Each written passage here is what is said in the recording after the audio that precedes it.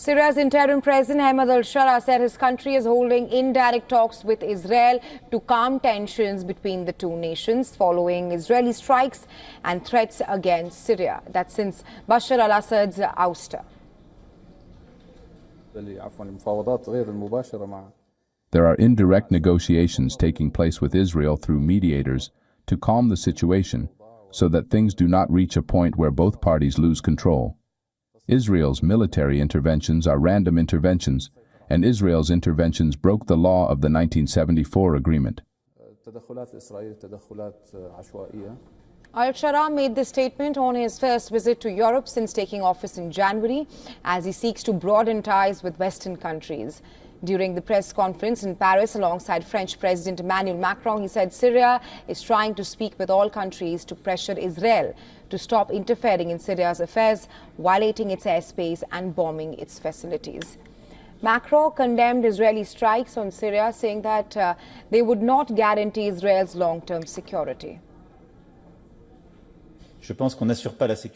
I think that you cannot ensure the security of your country by violating the territorial integrity of your neighbors.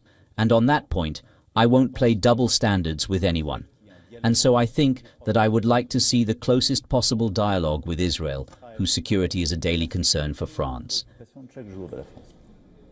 The French president also told the visiting Syrian leader that he must do everything to assure the protection of all Syrians without exception after killings that affected the Alawite and Druze minorities in recent months.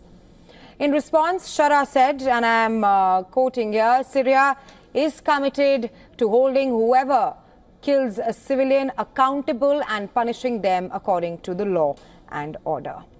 Macron, meanwhile, also called for a continuation of the gradual lifting of European economic sanctions on Syria.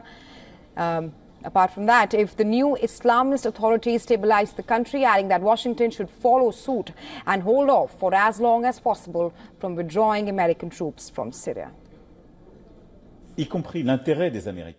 It is in everyone's interest, including that of the Americans, to reflect on helping lift the sanctions on the Syrian people, to enable them to reclaim their country more quickly, to rebuild more quickly, and to welcome refugees back to their soil, and to delay as long as possible the withdrawal of the military forces in Syria. All right, Sharaa said that there was no justification for maintaining European sanctions imposed against the Assad government. These sanctions were imposed on the previous regime because of the crimes committed by the regime. This regime has fallen, and with the fall of the regime, these sanctions must be lifted. Nothing justifies maintaining sanctions because they will be sanctions on the people.